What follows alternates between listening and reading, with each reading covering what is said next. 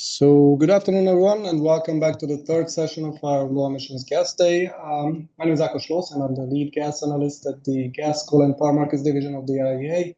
And I'm very lucky to be joined today by a very distinguished panel of experts to discuss the latest developments in low emissions hydrogen around the world.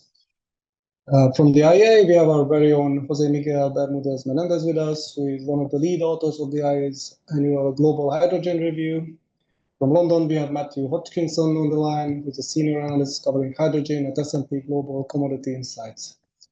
We're also very pleased to have two of the leading players of the European hydrogen industry represented today.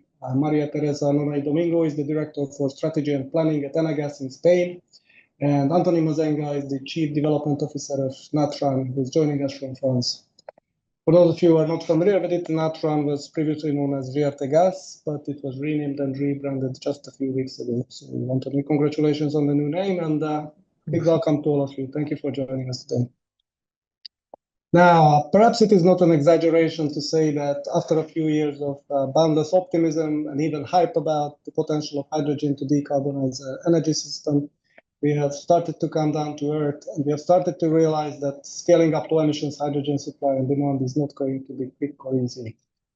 At the same time, as the hype is fading, we are also seeing that the industry around low emissions hydrogen is starting to mature, and we are starting to see real FIDs and real offtake agreements and real infrastructure projects taking shape. Today, we will be hearing about both the very significant gaps that remain between ambition and reality, between supply and demand, and between infrastructure needs and infrastructure plans, but also about the very tangible progress that is taking shape on the ground. But before we dive into all of this, let me remind everyone that this is a public event which is open to the press, and the full recording of the webinar will be available online in the coming days. For those of you who are joining us via Zoom, you can submit your questions for the panelists anytime by using the Q&A button on the bottom of your screen. So now let me turn it over to my colleague Jose to start us off with a presentation on the global hydrogen landscape. Jose, over to you. Thank you very much, Akos. Welcome to everyone. Give me just a second to share the screens. Okay. Which I guess that you are seeing now with no problem. Okay, fantastic. Well, as you mentioned, I'm going to present some of the key findings on the Global Hydrogen Review, but of course, everything that I'm going to present here and much more information is available for the participants in our website when they can freely download the report where we track annually progress around production, demand, FIDs, new projects, policy, infrastructure, many different aspects. But let me begin with some positive news about the project pipeline for low emission hydrogen production. So at the time that we published the Global Hydrogen Review in 2023, the potential production that could be achieved by 2030 from projects that had already reached a final investment decision was around 1.7 million tons. Now, 12 months later, when we published the Global Hydrogen Review last September, we observed an acceleration of these final investment decisions, and actually the potential production from these projects doubled to reach 3.5 million tons, which could increase today's production fivefold by 2030. The potential amount of production is actually much higher. So projects that have reached a final investment decision account just for 7% of the total low emission hydrogen production from announced projects, although half of those projects are still at very early stages of development, and this means that their realization is still highly uncertain. This is called a global picture, but this is something that is repeated in many other regions of the world, in many different regions of the world. And moreover, not all news are good when it comes to the growth of low emission hydrogen production in the last 12 months. So several projects have been facing delays or even cancellations, which is putting a significant part of this project pipeline at risk. Underlying reasons include regulatory uncertainties and clear demand signals, financing hurdles, incentive delays, and permitting issues and operational challenges. Now, let's take a look a bit more closely to projects that have reached a final investment decision.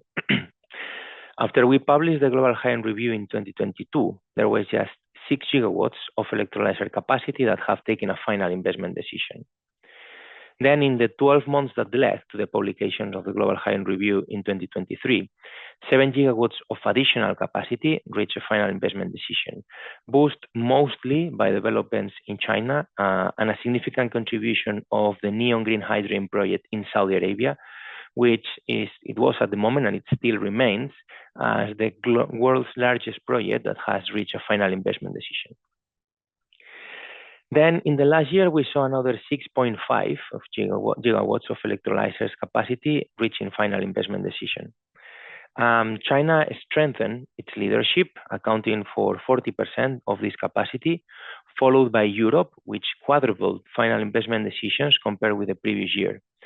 And now also India has emerged among the key players, thanks to actually just a single final investment decision of 1.3 gigawatts, which is actually the second largest electrolyzer project in the world that has reached financial closure. In total, electrolysis capacity that has already taken this final investment decision now stands at 20 gigawatts globally, which could lead to 1.9 million tons of low emission hydrogen production by 2030. China accounts today for half of those global electrolysis capacity that is in final investment decision, building on its expertise in mass manufacturing of clean energy technologies. So actually the country is today home of 60% of global electrolyzer manufacturing capacity. This continuous expansion of manufacturing projects in China is expected to drive down electrolyzer costs, as we have seen in the past with solar PV and batteries. Actually, Chinese manufacturers are building on this expertise that they have gained from mass manufacturing of these technologies.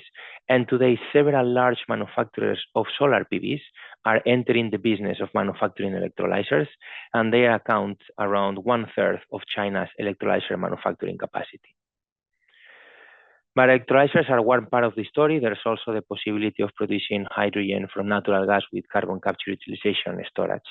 And in this case, we have seen also a significant acceleration of FIDs over the last 2 years.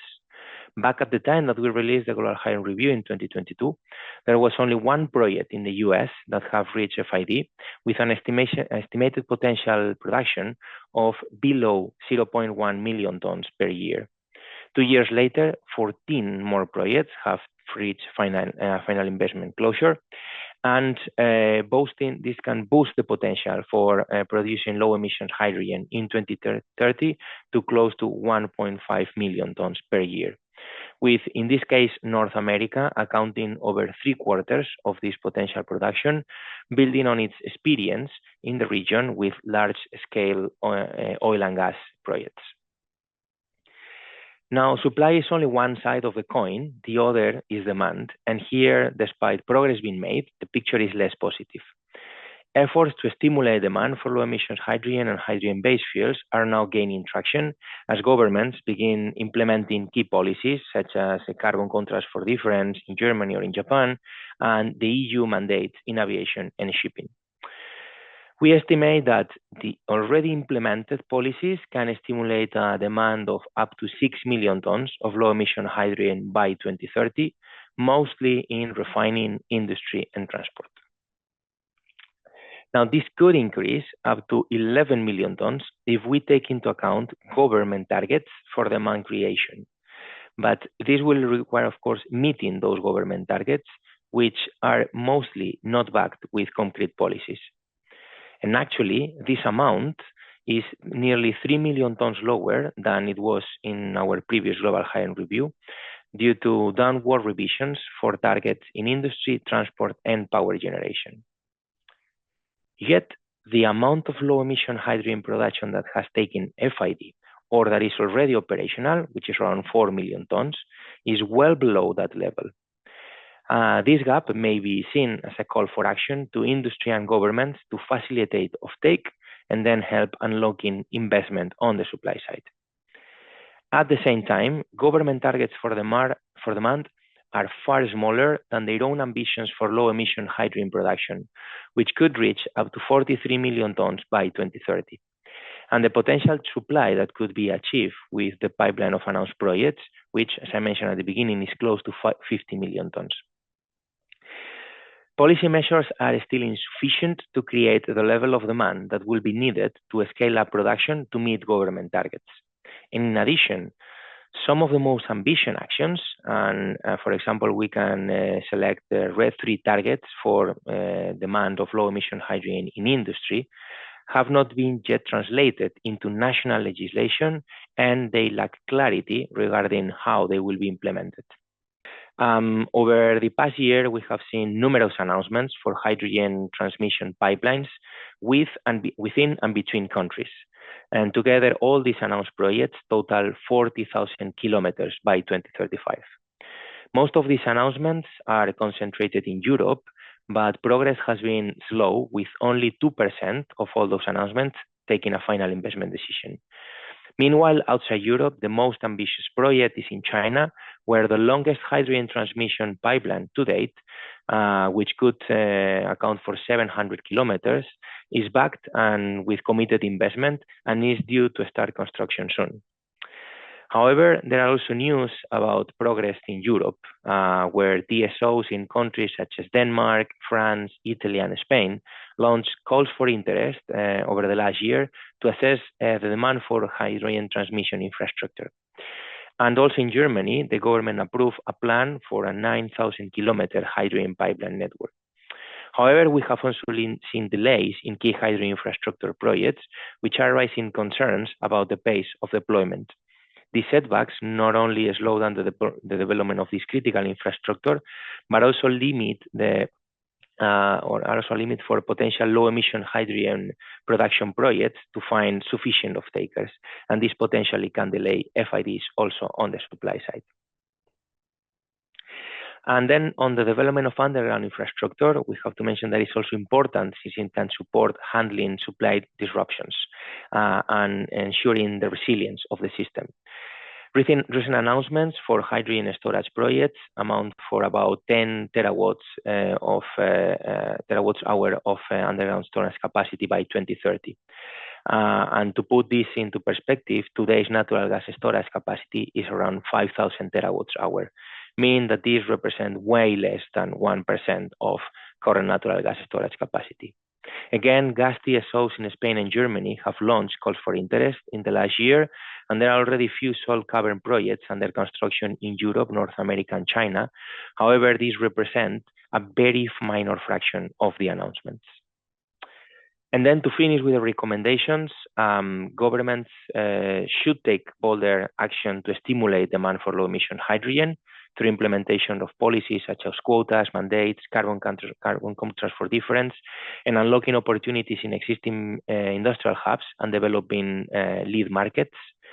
There is a need to support targeted or to provide targeted support to project developers in the scale-up phase to bridge the cost gap between low-emissions hydrogen and unabated fossil-based hydrogen.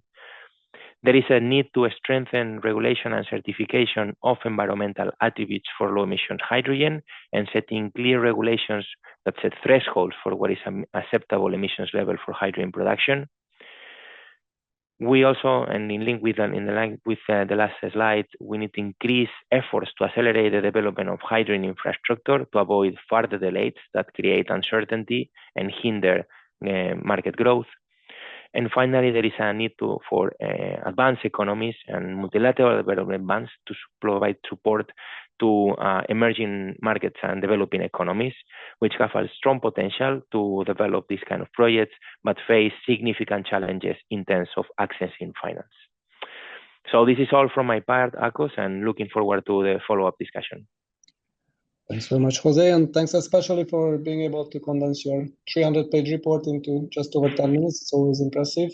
So congratulations for that.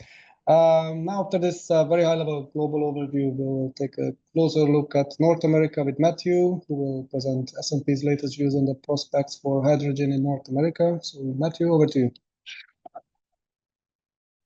Thank you, Akos. I trust you can all see the slides and can hear me properly.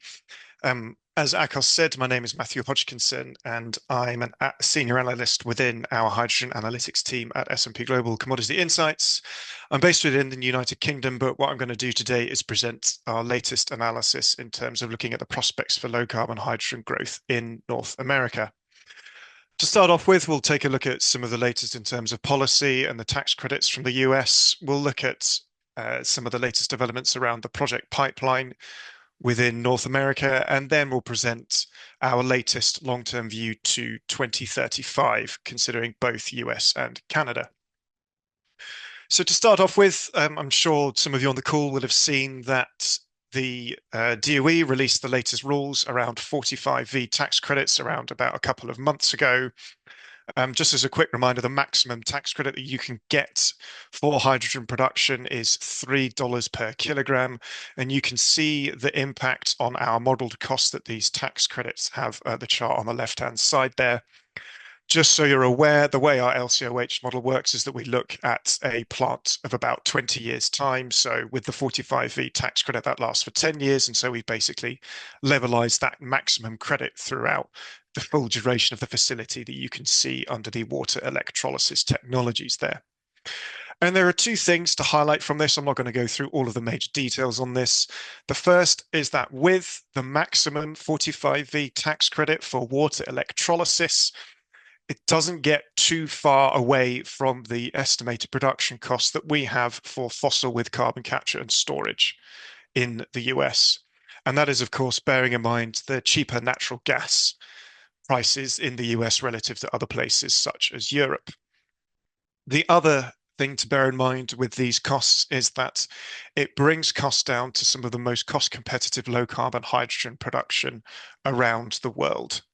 Certainly cheaper than in Europe, for example, where our estimates for costs there for a best-in-class facility in the Iberian Peninsula, looking at both solar and onshore wind, is at least $5 per kilogram, and the majority of European production costs are estimated to be at least double those costs stated by the water electrolysis model there. So focusing quickly on what changes were made to the 45V rules, they are essentially made slightly less stringent compared to the original regulations. The full list is shown there on the right-hand side in blue, but I'm only going to focus on 2 or 3 of the major ones. To start off with, hourly matching was pushed back from 2028 to 2030. Those of you following European policy will be aware that this is when the EU is planning on implementing hourly matching towards RFMBO projects in Europe. And then the other is the exemption under additionality. So usually a power facility could not be commissioned more than 36 months before the commissioning of the hydrogen production, but there are certain caveats now involved with this. There are only 2 qualifying states, which are California and Washington. And in order to become a qualifying state, you need to have some form of greenhouse gas emissions cap and trade system with a certain carbon tax in place, and also have a certain net zero target as well. As I said, we've only got 2 states that currently meet these requirements, and we aren't really expecting any others to meet those requirements within the next few years. The most important change to the rule with regards to helping projects commission and operate from an operational maintenance and cost perspective is the fact that projects can now account for their emissions on an hourly basis. Previously, if a project at any given time connected to the grid, for example, went above the 4 kilograms of CO2 per kilogram of hydrogen, it will be ineligible to claim a tax credit for that whole year. Now it simply does not claim a credit for the hours that it is over that threshold. However, the one caveat with this is that it needs to remain above that 4 kilograms of CO2 mark throughout the year. So how do we think this will impact project development, and what does that mean from a practical sense for operators? So there are 2 charts there. The one on the right-hand side shows a rough schematic for the entire value chain of a hydrogen production facility. And on the left-hand side there is a 3-day estimate for wind solar generation with an expected amount of grid power supplemented towards the electrolyzer in there. And so essentially what this flexibility means is that this can help lower maintenance and stack replacement costs by reducing the number of times that an electrolyzer operator will need to switch the electrolyzer completely off at periods of low renewable generation. Under the previous legislation, operators of electrolyzers were restricted by following load renewables. Now they can simply apply for a little bit of grid power to keep the electrolyzer operating at relatively low utilization rates and not completely switch it off. It's difficult to say exactly how much this will impact production costs, but it's certainly expected to aid with the lifetime of the stacks, meaning that you have to replace the stacks less often. An additional thing that this flexibility adds is that you can optimize your production of hydrogen across the entire value chain. So previously, with following the load of renewables, you would have specific battery, hydrogen storage, and hydrogen transportation requirements. Now, an operator can optimize that across the whole value chain and look at whether they need the same level of batteries or the same level of hydrogen storage. The final thing to comment on this legislation is that it provides a little bit more security with providing secure offtake. For example, if there was a period or a month with very low renewable generation for whatever reason, an electrolyzer operator would not be able to meet its contractual obligations on a monthly basis. Now it can supplement a little bit of that power with grid-based power in order to meet those contracts, and should hopefully mean that there is slightly less insurance costs and a little bit less risk associated with signing offtake agreements. Now, obviously, this is incredibly difficult to model, and the real impact of this will become apparent if project developers start commissioning and take advantage of using some of that grid power to supplement renewable generation. And we will see the impact of that over the next few years with regards to green hydrogen project development in the US. So speaking of the latest in terms of project developments, what you can see here is a chart on the left-hand side that separates electrolysis and fossil with carbon capture and storage projects by their advanced status. We've also separated out the US and Canada there. So you can see that for most of these advanced categories, fossil with carbon capture and storage is the dominantly favored technology in terms of capacity. With regards to the facilities that are either operational, under construction, or have reached FID, these are generally, not in all cases, but generally looking at slightly lower rate CCUS. What we mean there is in the range of 60 to 70%, and generally targeting the incumbent market, so you could get some retrofitting of existing facilities there as well.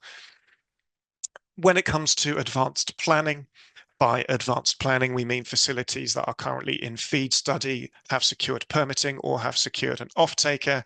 Again, fossil with carbon capture storage is dominating here.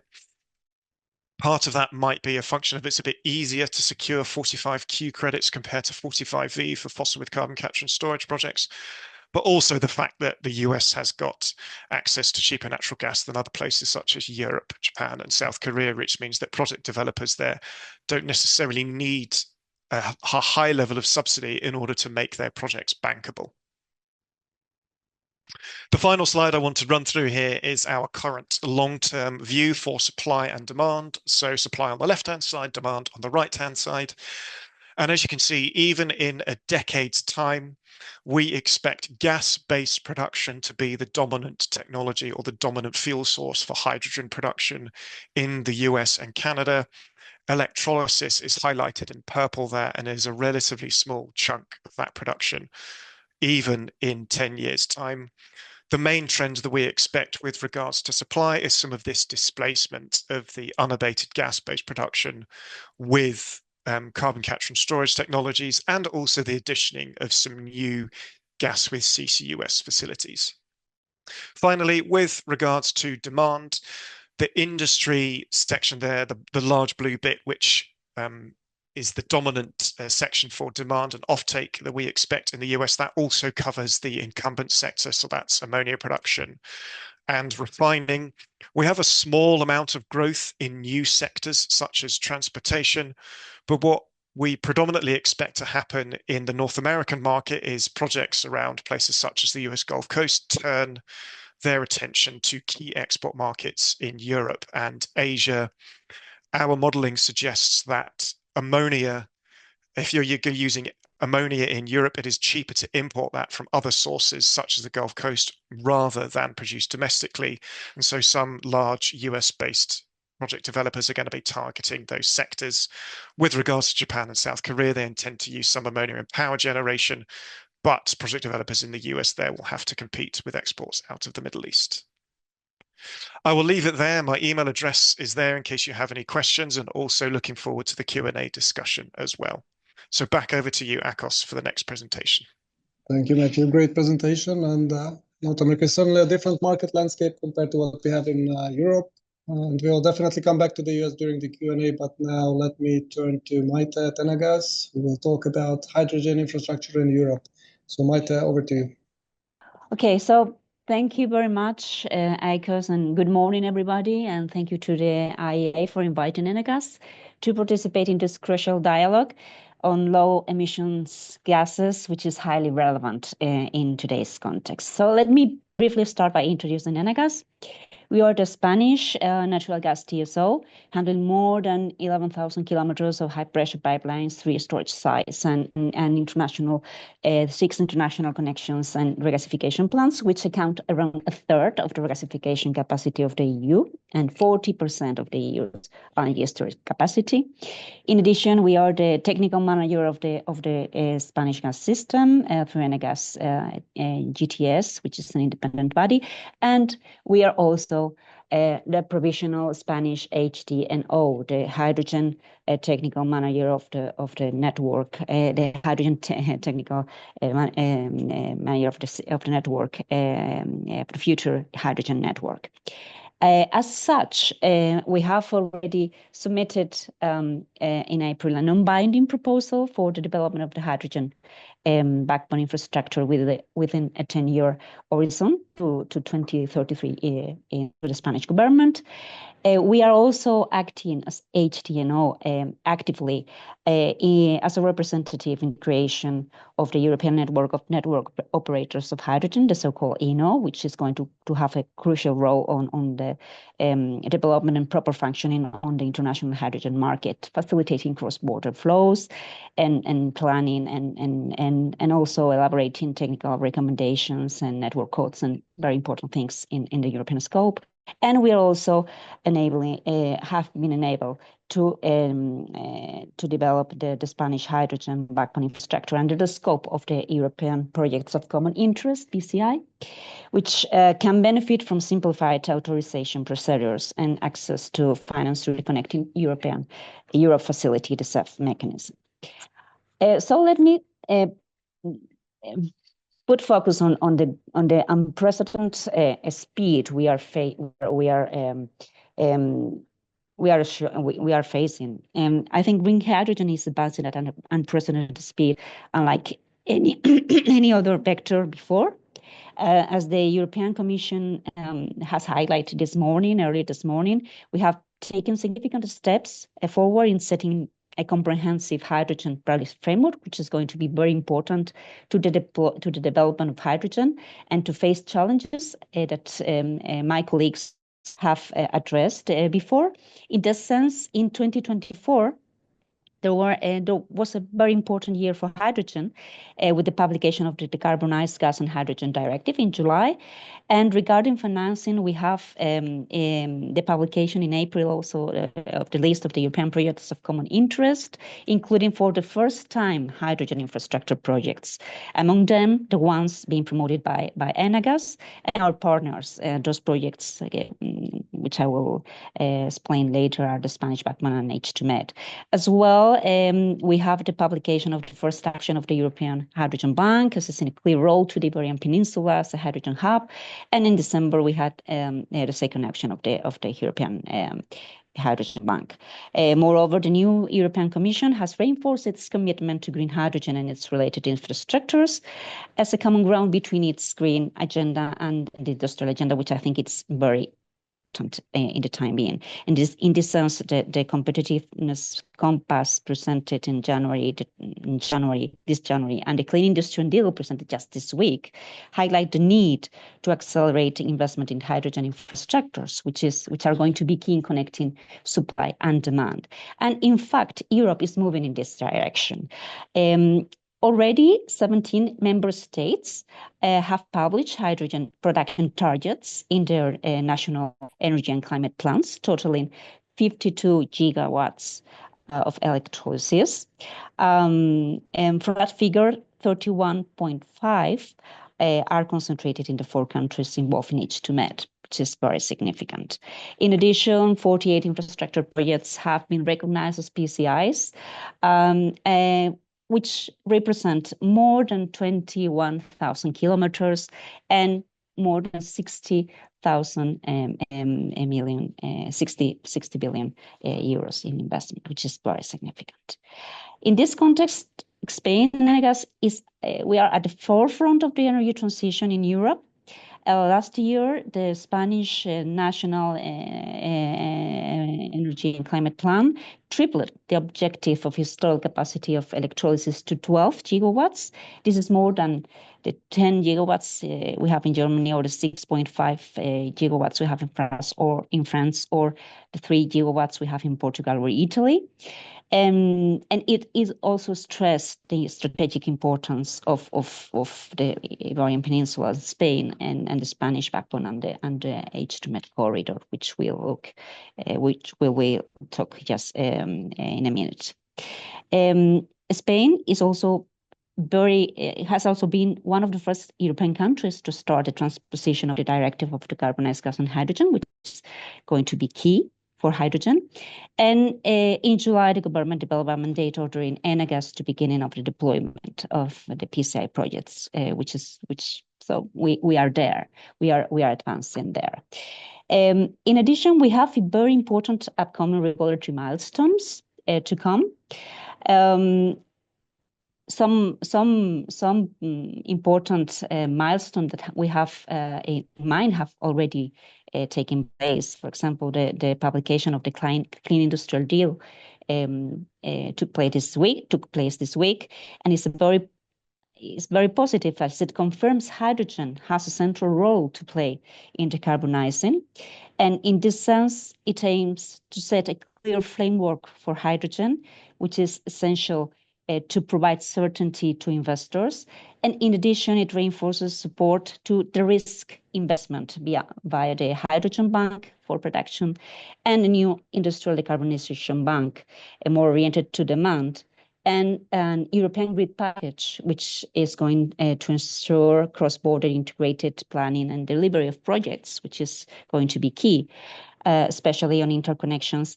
And this package should take into account also hydrogen interconnection projects. So many important steps to come, as you can see. And talking and focusing more on Spanish projects and the Spanish backbone. In our country, in Spain, the first axis of the Spanish hydrogen backbone will reach more than 2,500 kilometers by 2030. The backbone consists on those kilometers of pipeline, around 21% repurposed, 2 underground storage sites, 3 compressor stations. It is a key infrastructure for decarbonization and competitiveness. As it was, we conducted a call for interest in 2023 to assess interest in this infrastructure, and it was a real success. So this design and this project is backed by this call for interest. Currently, we are advancing according to the established schedule for the first access of the network. You can see here, which hold the category of PCI.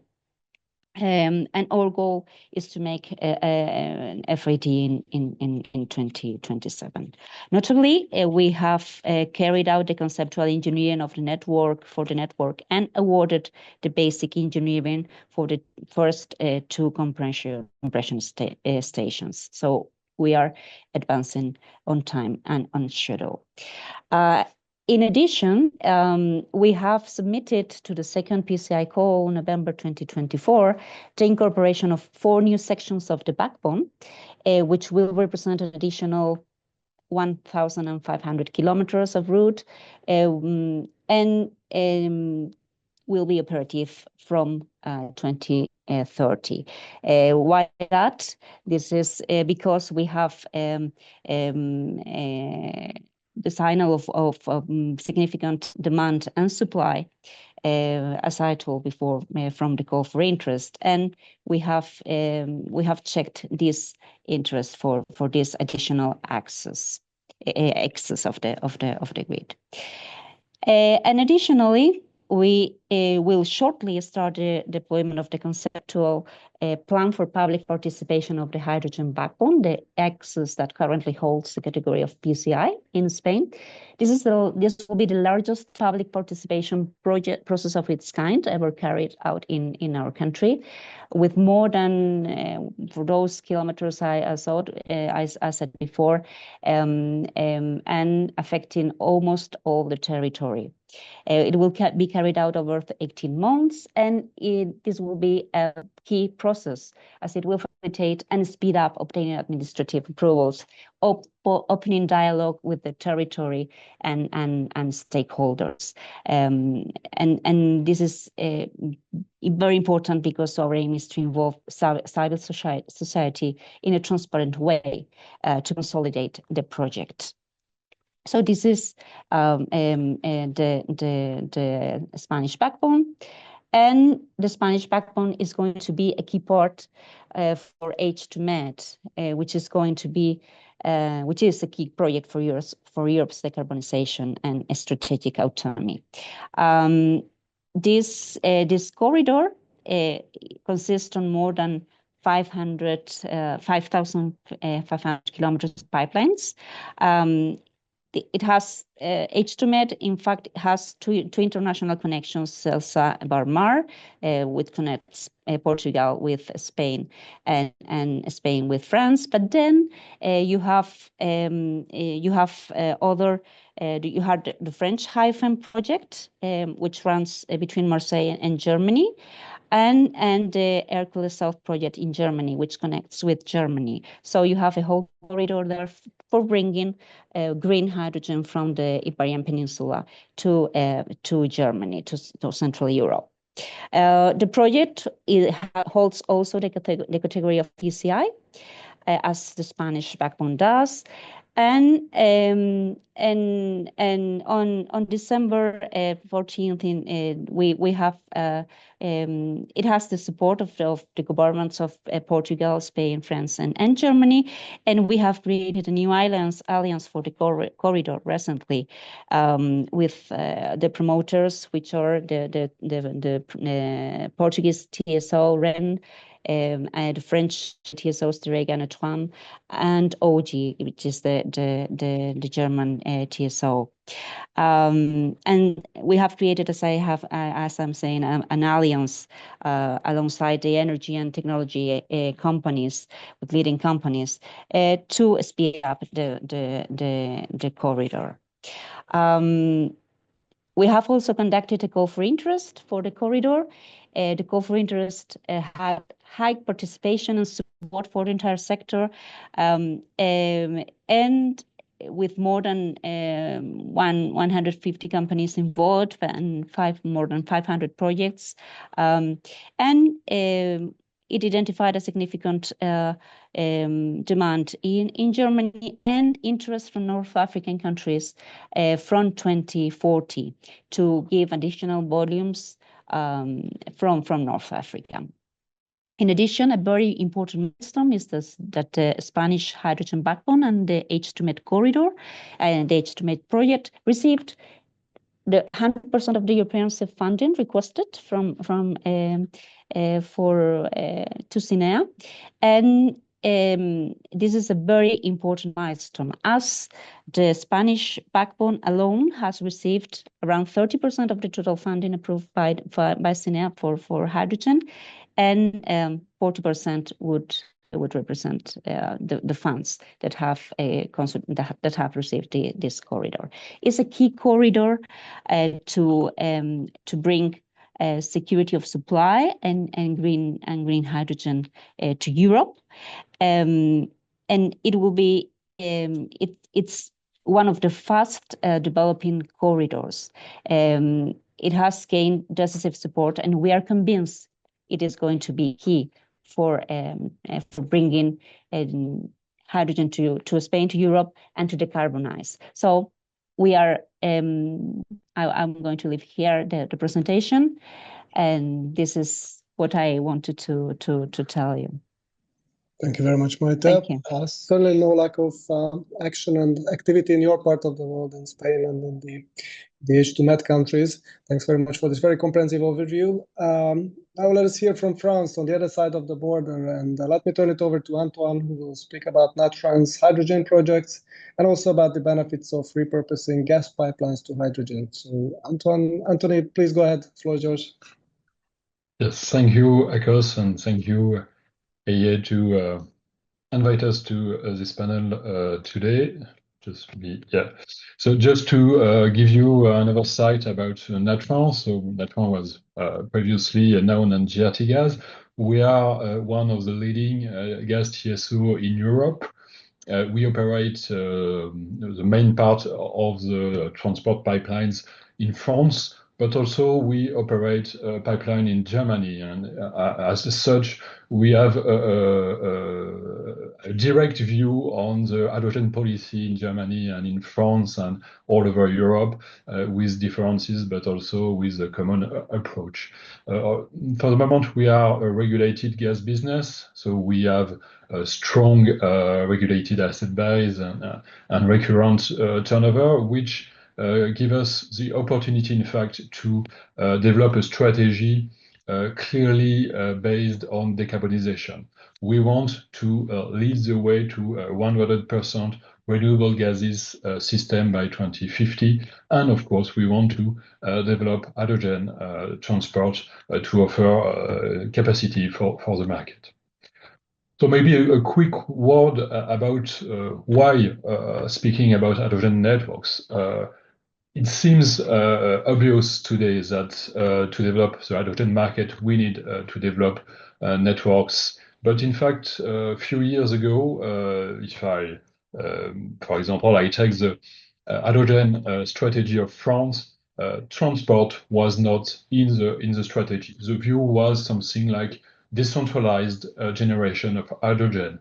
But in fact, if you want to develop market, you need to offer to all the players competitiveness, security of supplies, a lot of services that are needed when you want to develop an energy such as hydrogen.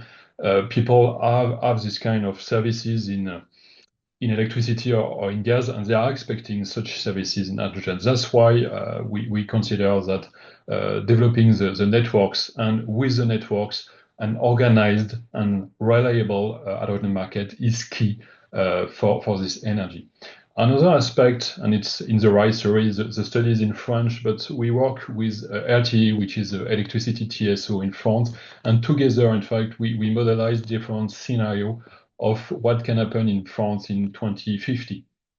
And considering one scenario without any hydrogen networks, and another scenario with hydrogen networks and underground storage. And in fact, for the electric system, the saving due to having access to hydrogen networks is up to 1.5 billion per year because of the flexibility on the electrolyzers offered by the networks and the access to underground storage. So from a market player or from a TSO point of view, hydrogen networks are key, in fact, to optimize the whole system. But the challenges we are facing, in fact, is that we want both to maintain, in fact, the gas system in order to integrate renewable gases in the system. This morning, the panel on biomethane was really interesting around that. And in France, we are promoting this the biomethane and all the other renewable gases. And we think we consider that by 2050, we will be 100% renewable gases in the network, meaning that all the flows in the gas system that are today driven by the natural gas will have to adapt to biomethane. But by doing such, we think that part of the networks can be, in fact, repurposed to hydrogen. In the map, it's a map coming from the French regulator, energy regulator, the CRO. You can see in orange all the portion of pipes that can be repurposed to hydrogen without impeding the gas market in this modification around biomethane. So, and the evaluation is around 2,000 kilometers of pipelines that can be repurposed to hydrogen. And 2,000 is significant because, in fact, we consider that on the long term, we need around 4,000 kilometers of hydrogen pipeline in France, the main route of hydrogen. So roughly, we can build half of the backbone, the hydrogen backbone, from repurposing of natural gas pipeline, which can, of course, have an interest in terms of investment. There is some challenges considering the repurposing natural gas pipelines, because in fact, by doing that, we want to operate safely the networks. And there is a topic around integrity of steels. We know that hydrogen has this phenomenon of hydrogen embrittlement. And so the idea, the main concept is to maintain the pipe as they are, modify the operational conditions of the pipe, change the equipment, and of course, adapt all the risk distance and other risk management system around the pipe. We have an R&D center, part of Natron, that is working on the subject with testing facilities, with partnership all around the world. We are very active, for example, in the US with the PRCI association, and sharing with all the operators. We are now defining all the operational conditions, in fact, to repurpose the pipes.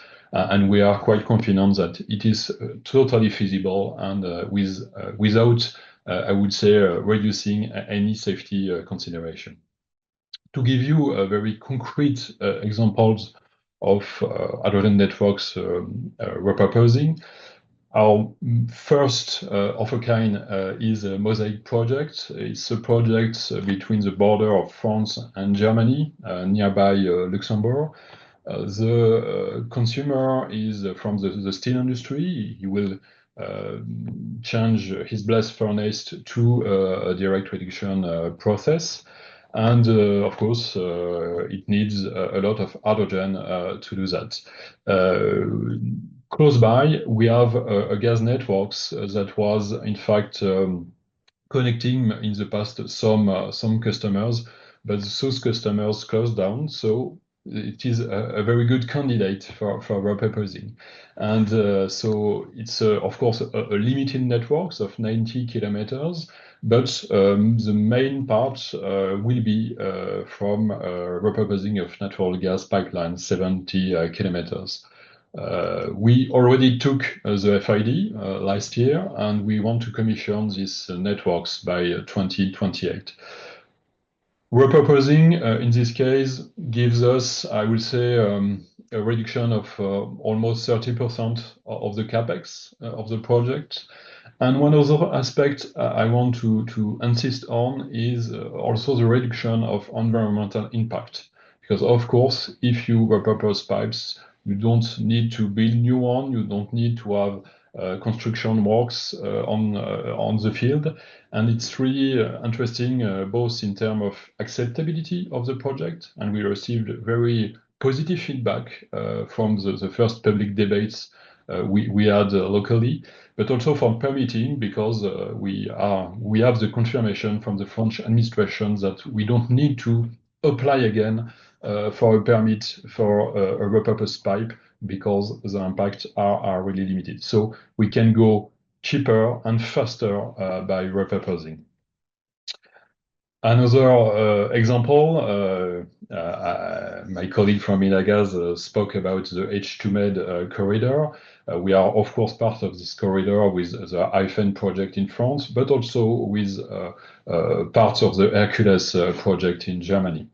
In Germany, we operate the Megal pipelines, and in fact, those pipelines were designed to transit Russian gas to south of Germany and to France. And of course, those flows are now stopped, and it is also a very good candidate, in fact, to repurpose one of the two pipes to hydrogen. And that's why we are starting to study. So it's a bigger project, 45 kilometers of repurposed networks with a very important capacity, transmission capacity. It is part of the CareNets. So the CareNet is this networks that will connect all the landers in Germany, with the idea to have by 2035 fully functional hydrogen networks and hydrogen market in Germany. For Megal, the commissioning date is 2032, so it will come fast online, and of course repurposing gives us also a very interesting economic advantage in this case. So to sum up, we consider in Natron that we can achieve 100% renewable gases mix with limited investment in the gas networks, and while offering some possibility of repurposing to the hydrogen system. It's clearly, repurposing is clearly an asset to reduce the investment cost and the environmental impact. And we think that we will be able to deliver massive transit capacity in Europe through the H2Med corridor and through all the other projects we are fastly developing in order to meet the target, both the political target, I would say fixed by the European Commission, but also targets that are indicated by our market players through the different call for interest we launched last year and this year. So thank you very much. Thank you very much, Anthony, and thanks everyone for the great presentations. Now we will move on to the moderated part of the discussion, and let me remind all of you in the audience that you can submit questions for the panelists at any time by using the Q&A button at the bottom of your screen. And I have several questions myself, of course, and let me maybe first turn to Jose and ask you about production cost. Matthew already mentioned the production cost of low emissions hydrogen in North America. But I wanted to ask you more about the recent trends in electrolyzer costs in particular, which is, of course, very important. And one of the main assumptions behind the growing uptake of low-carbon, low-emission hydrogen in the future is, of course, that production costs will eventually going to decline rapidly, much like it happened with solar and batteries before. But you do mention in your latest hydrogen review that electrolyzer costs have actually been going in the opposite direction and actually increased in the last few years. So what do you see behind this trend, and do you expect a reversal and rapid declines again? Yeah, thanks for the question, Akos. So, I mean, it's true that we have been revising upwards our estimated cost for installing electrolyzers today, and this is mainly due to factors. On one side, inflation. So we have gone through an inflationary period that impacted the cost of materials and labor.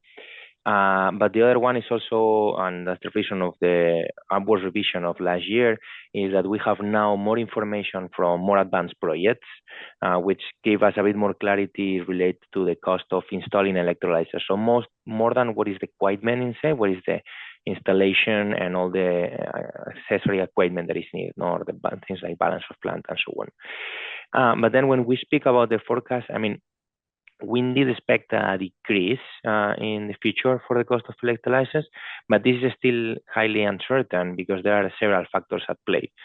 Probably the most important one is the level and the pace of deployment, no? So which will mark how electrolyzer manufacturing and electrolyzer installations can scale up and benefit from economies of scale.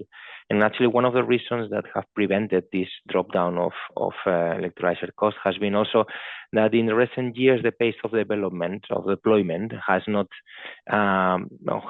it has been way lower than what we anticipated in early 2020s or at the early 2010s.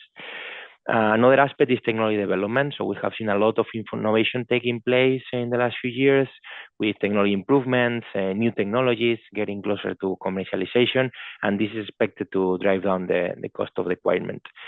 And of course, I mean, again, I would like to mention inflation. Now it seems that it's way more controlled than it was in 2022 and in 2023.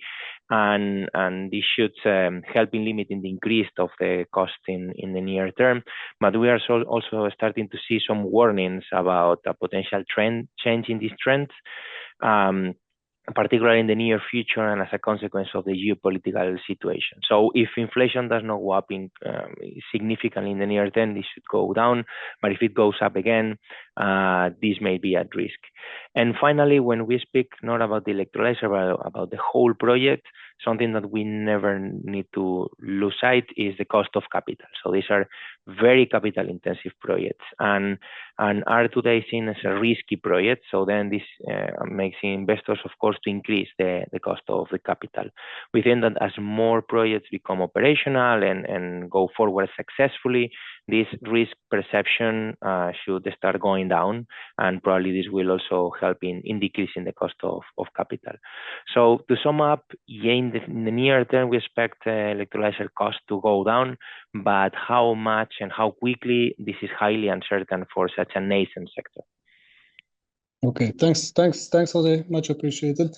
So let me now turn to Maite and maybe also Anthony, because I've been following gas markets for some time, and building gas pipelines between France and Spain has not always been easy. So it looks like cooperation is managed differently and managed better in the case of H2Met project. I'm just curious if you can comment on how these stakeholder alignments are progressing, and also what else is still missing for the project to be able to reach FID.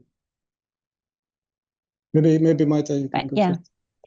Well, thank you, Akos, for the question. Well, I think this is something the coming months will answer. I think we are progressing very positively with the project. The project has many challenges because we are talking about a brand new infrastructure, subsea infrastructure, more than 2,000 kilometers depth, which is significantly higher than the med gas or other infrastructure in the North Sea. But it has a lot of challenges. But regarding the cooperation with France, I must say this has been excellent at the moment in time. We are cooperating with the other partners with the other TCOs, and we are progressing. And now you have to take into account that we are in a very crucial situation, I would say. The Ukraine crisis,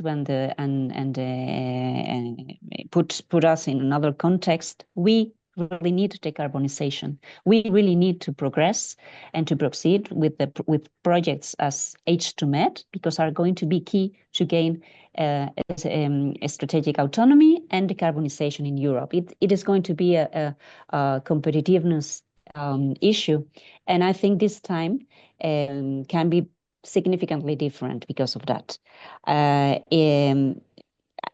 Moreover, we have the support of all the governments involved in the corridor, which is very important. And if we want to achieve the objectives of security of supply and decarbonization, we need to develop infrastructure such as H2Met. So I am confident we are going to progress and to fulfill the construction of this important infrastructure that is getting all the support for the European Commission. Thank you very much. Anthony, do you want to comment very quickly on the Franco-Spanish cooperation? No, I can only concur on what Maria Teresa said. Just maybe a concern. I mean, between TSO, we are cooperating very well, and we are all aligned through all Europe.